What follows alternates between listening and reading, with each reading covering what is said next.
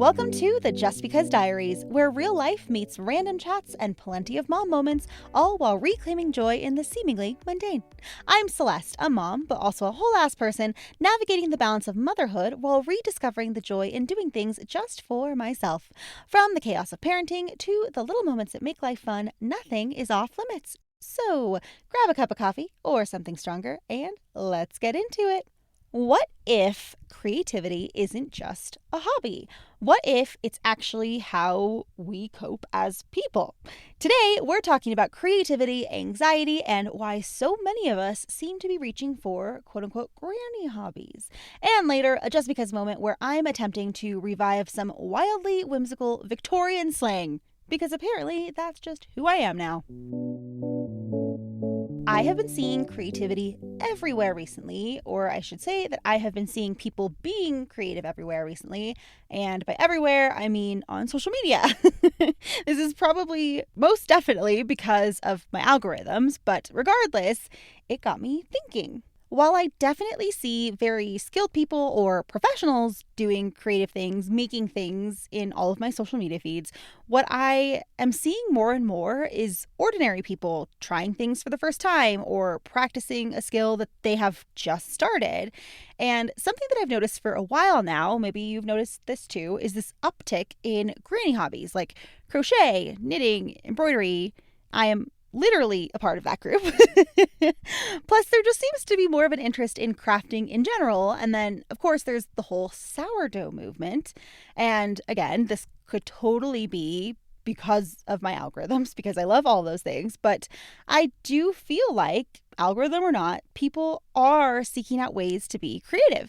And it just makes me wonder a bit about why this is happening right now and why it feels like it's not just a trendy thing to do, but like it's something that is being intentionally sought out for something deeper than just a trendy hobby. I know that for me, I started looking for something creative because I needed something at a time when I was having really high anxiety, and I found that being able to express myself creatively really helps me to feel grounded. And using my hands plays a big part in that, which is something that has been scientifically proven all over the place, that using our hands in tactile ways helps to reduce stress. It increases dopamine, fosters mindfulness, and the list goes on and on. But I didn't necessarily seek out something creative because I thought it would help my anxiety. It just felt like that was something that I was missing at the time, and I just needed to fill that gap, if that makes any sense. So part of me wonders if we all have this innate thing inside of us that seeks out creativity when we are feeling anxious or unsettled. And I mean, right now, at this exact moment in time, there is definitely a lot of uncertainty in our country and around the world. And I just wonder if this uptick in creativity is a way for us to kind of individually manage those feelings of anxiety and uncertainty, even if we aren't totally aware that that's why we're doing it. I listen to a podcast called The Telepathy Tapes. If you have not listened to it, I cannot recommend it enough. But one of the new episodes is about creativity. So I gave it a listen and I found it to be so interesting. At one point in the episode, Martha Beck, who is an author and Harvard-trained sociologist, speaks a bit about her book called Beyond Anxiety and how she was driven to write it because she noticed that there was tons of research out there that concludes that anxiety is the killer of creativity, but there wasn't any research around the opposite, that creativity is the killer of anxiety. Obviously, these are my words because she said it much more eloquently. But anyway, she decided to do her own research during COVID, so definitely a time of high anxiety for many people. And she found that when her subjects were actively doing something creative and engaging their brain in a creative way, their anxiety severely decreased, if not disappeared entirely. And I just think that is so fascinating and totally relatable because I can absolutely tell you from personal experience that I have for sure reached for my crochet bag when I have felt anxious before, and it did help me feel better, even if that wasn't a conscious realization at the time. So to me, my takeaway from what Martha Beck was saying was that if creativity can get rid of anxiety, even if it's just in the moment, maybe that's why anxiety and uncertainty also leads to creativity. Like, it's just our natural human response to seek out creativity as a response to anxiety and uncertainty. And I know that some of you might be thinking, but I don't have a creative bone in my body, because I think that is definitely a common sentiment that a lot of people have. But I think that that's because we often tie creativity with art specifically. But I think that creativity is literally everywhere and in everything if we just take a minute to really sit down and think about it and look for it. Like, baking is creative. I mentioned sourdough earlier. That is a creative outlet. Same goes with cooking. Gardening is creative, planning out what you're going to plant, where it's going to go. Reading opens us up creatively because it engages our imaginations. Even being a mechanic is creative, taking cars apart and putting them back together again. Totally creative. Running, taking new paths, letting your mind wander, that's creative.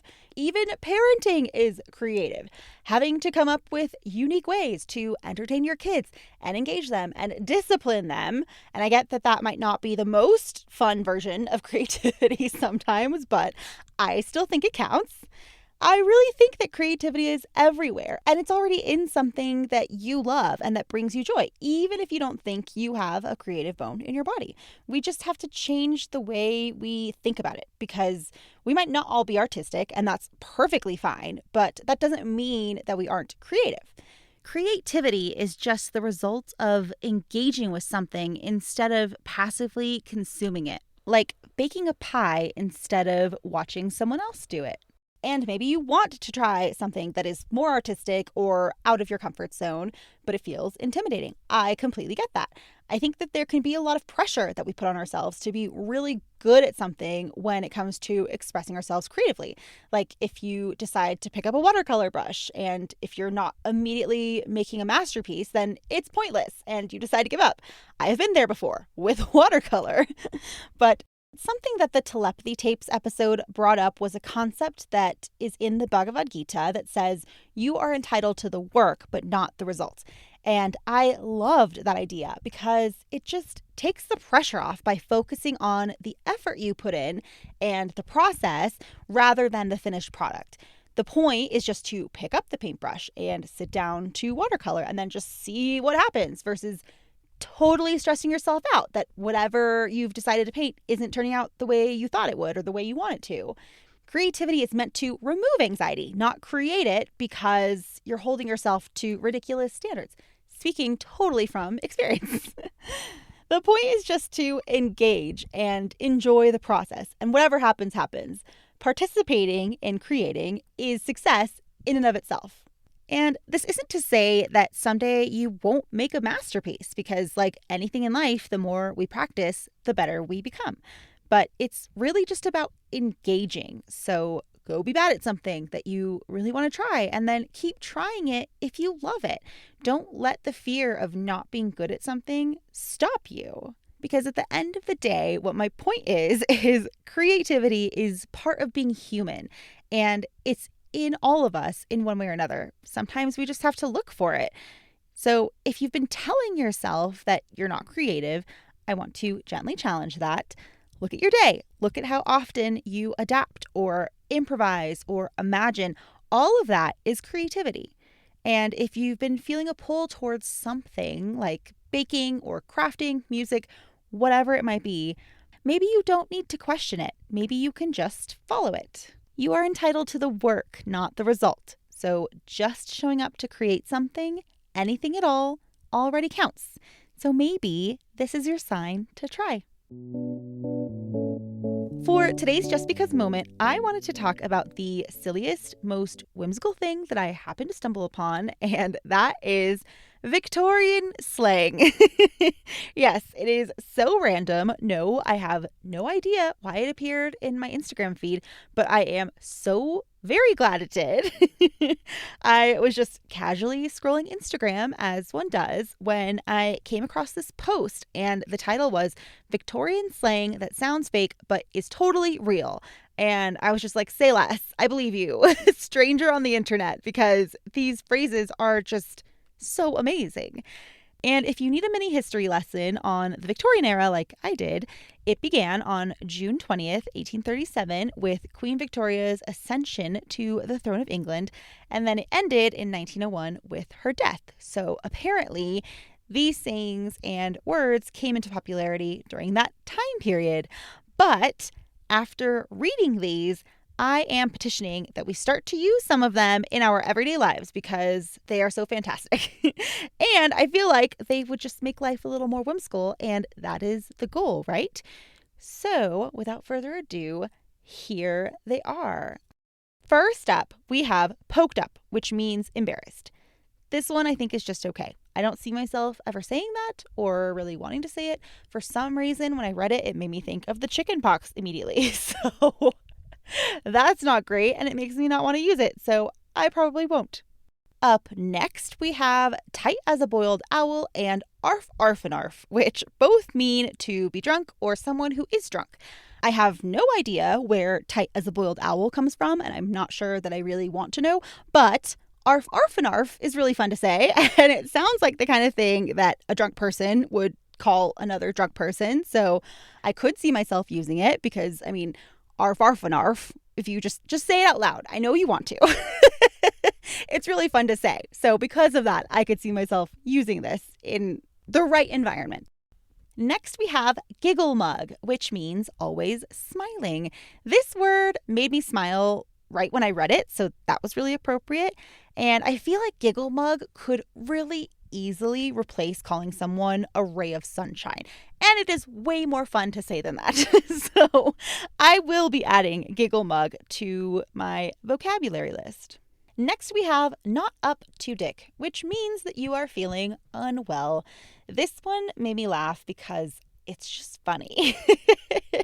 And I would totally use this one, but only with David and my close friends, because I feel like if you were to use this in public, like for instance, if I am chatting with the moms at pickup or something like that, and I told them that I'm feeling tired and not up to dick today, I just think that that could be taken in a different way that is incorrect. So David and close friends only for that reason. Now, this one is great if you are having guests over, and that is bitch the pot, which means to pour the tea. I loved this one because when I first read it, I read it like, bitch the pot, like, girl, pour the damn tea. But I would like to tweak the meaning of it a bit to make it more usable for my own personal life. I don't drink a lot of tea, so I would like to change it to pour the wine. And then that way, when my friends and I get together, we can all just keep saying bitch the pot every time we need a new glass of wine. And then look at that. All of a sudden now, drinking wine is whimsical. This one is fantastic, and I will absolutely be bringing it back, and that is got the morbs, which means you are experiencing temporary sadness. Like, yes, of course that's what it means. I feel like it doesn't even need an explanation. Got the morbs. It makes me instantly think of sadness from Inside Out and like the wonk wonk kind of sound. I didn't think that sadness could be whimsical or that it even needed to, but then Got the Morbs comes in and surprises us all. So I will for sure be using this one in real life. Now, the last three that I have are all exceptional because I think they are all hilarious. First, we have bags o' mystery, which is a phrase for sausage because no one knew what was in them back then. I think that is so clever and hilarious and creative. And I am Italian. So during the summer, my dad makes a lot of Italian sausage. So I will for sure be saying this at all of our family barbecues, which I'm sure everyone will really appreciate. Next up, we have Cupid's kettle drums, which means boobs. Fantastic. No notes. But when I first read it, I was kind of like, I don't really know how you could incorporate this one into everyday life. And then I realized that there are actually a lot of ways that you could do that. Like if you're nursing, you can say that your kid bit the shit out of your Cupid's kettle drums today. Or if you're going in for a routine mammogram, you can tell everyone that you're going to get your Cupid's kettle drums checked. Or maybe your friend's Cupid's kettle drums look great in that dress. There are endless opportunities. The world is your Cupid's kettle drums. And finally, my absolute favorite Victorian slang phrase. Can't you feel the shrimps? which obviously means, can't you smell the sea? This one killed me. I laughed about it for way too long. It makes no sense whatsoever. And I love it so much for that reason. So I will for sure be keeping this one in my back pocket for the next time I am near literally any body of water, because it is so silly and nonsensical and fantastic. And I honestly just want to see the look of the person's face when I say it. And that concludes my list of Victorian slang. You're welcome. Let me know which ones you loved or which ones you would love to use in your everyday jargon. Shoot me an email to thejustbecausediaries@gmail.com. Now, go forth, friends, and use your Victorian slang with pride. And remember, if you're not up to dick or you've got a case of the morbs, go find yourself a giggle mug and maybe treat yourselves to a bag of mystery somewhere you can feel the shrimps. Because what is more whimsical than that? Thank you so much for tuning in to the Just Because Diaries. I love reading your emails, so shoot me a message anytime about anything to thejustbecausediaries@gmail.com, and you may just be featured in a future episode. Also, give me a follow on Instagram @thejustbecausediaries. And finally, it would mean the world to me if you could please take a few seconds to rate and review my podcast by hitting that 5-star button and leaving me a little love note in the review section. And please share this episode with a friend who you think might enjoy being part of this budding community. Thanks so much again for listening. I so appreciate you being here, and I'll see you again in a couple of weeks. Bye for now.